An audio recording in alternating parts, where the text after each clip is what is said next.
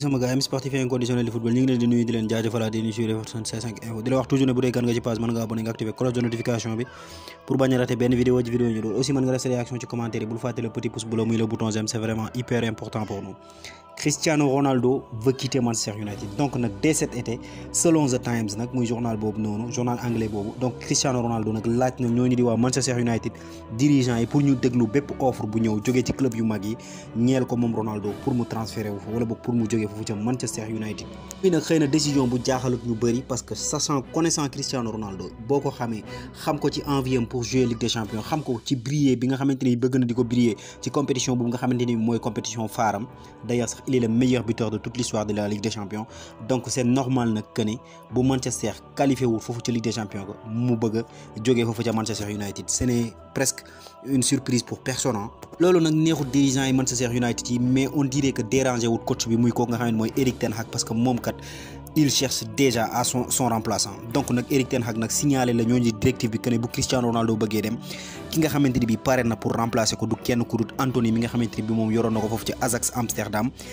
l'international brésilien bi nga xamante ni mi ngi nag sous contrat jusqu'en 2025 foofu ci Ajax Amsterdam ñooñu di waa Ajax nag fixé nañ prime à 70 millions d'euros et kooku di Anthony nag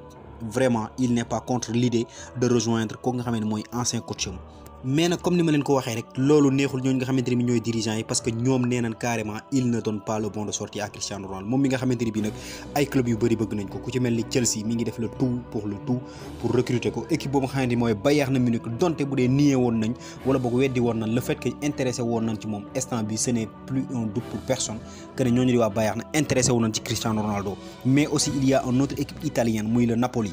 D'après vous amis sportifs inconditionnels du football ban équipe moo pare pour recruter ko nga xam ne mooy Cristiano Ronaldo ban équipe la Cristiano Ronaldo war a dem ou bien dafa war a dem foofu nga dafa war a des foofu ca Manchester United réponse dans les commentaires. ñu jógee foofu ca Manchester United nag jàll ba foofu nga xamante mooy ci Espagne plus précisément ak Barcelone moom mi nga xamante ne bi il est très actif ci mercato bi instant bi ñu toll on vient de nous signaler que ne Barça officialisé na arrivé wu ko nga xamante ni mooy Franck Kessié ak ko nga xam ne mooy Christensen tous deux arrivés libres et gratuites kenn ki jógee foofu ci Chelsea ki ci des jógee foofu nga xamante ni mooy ci Milan AC donc ñoom ñaar nag signé nañ un contrat avec le Barcelone jusqu'en 2026 et sachant bien li nga xamante ni bii nag négociation yi mi ngi koy dérouler ak kooku di Robert Lewandowski peut-être le Barça est en train de faire le meilleur recrutement de ces 5 ou 6 dernières années yi nga xamante ni bii génn nañ ci aussi il faut rappeler que ne Barça mi ngi def le tout pour prolonger kooku nga xamante ni bii mooy Ousmane Dembélé aussi négociation yi mi ngi avancé seen diggante ak Rafinha mais bu ñuy wax ñëw nag forcément dinañ wax ci ay départ parce que après bi nga xamante ni bi libéré nañ ko nga xamante mooy Adama Traoré mu dellu ca Wolverhampton ñu libéré ko nga xamante ni bi mooy Luuk de Jong aussi Barcelone tamit instant bi ñu toll ni mi ngi en train d'officialiser yeneen ñaari départ yoo xamante ni bi ñu ngi war a dem tous deux nag en défense centrale kenn ki mooy Samuel Umtiti mi nga xamante ni bi nag il n'a presque pas joué ci saison bi yëpp donc nag presque mën nañ ne tout est fait tout est parfait pour que mu rejoindre ñooñu nga xamante ne bii ñooy waa Rennes bon au début nag on parlait d'un transfert mais instant bi ñu toll ni tout porte à croire que ne day demee foofu ci Rennes libre et gratuite ak aussi le départ de Clément Lenglet moom mi nga xamante ne bii nag défenseur central la moom tamit international français donc nag mu nga jëm foofu nga xam ne mooy ca Tottenham dañ ko fay aale un prêt avec option d'achat de 10 millions d'euros.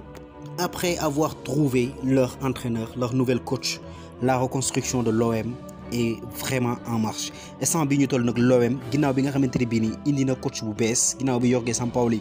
démissionné muy ko nga xam ne mooy Igor Tudor donc nag OM nag mi ngi puiser dans ses ressources pour recruter ay joueurs vraiment de talent mais aussi des joueurs d'expérience ki nga xamante ne bii nekk na en tête de liste mooy kooku di Dries Mertens libre de tout contrat pour le moment donc nag OM nag renseigné wu na ci moom pour jéem ko recruter même si nag bu dee la priorité du Belge est de prolonger foofu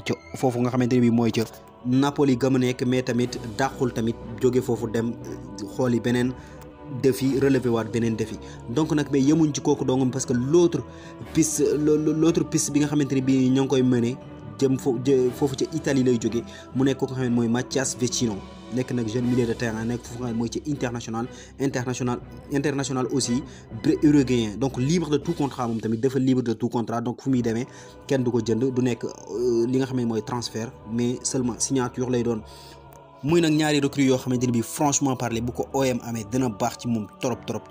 franchement ce serait vraiment des recrues de taille pour kooku nga xam ne mooy Olympique Lyonnais. On parle maintenant des officialisations parce que oui il y en a des officiels am na ñoo xamante ne bi officiel nan instant bii ñu toll après bi nga xamante ne wax nañ ci Christensen ak kooku nga xam ne mooy Kessié. Donc nag dañuy wax ci l'arrivée d'un jeune très prometteur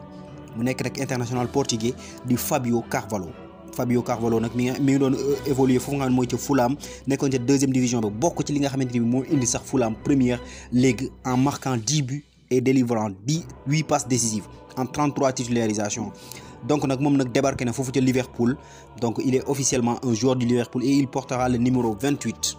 En parlant d'officialisation aussi ñooñu di waa Inter de Milan tamit officialisé nañ arrivé wu ko nga xamante ne bii nii mooy Henrikh Mkhitaryan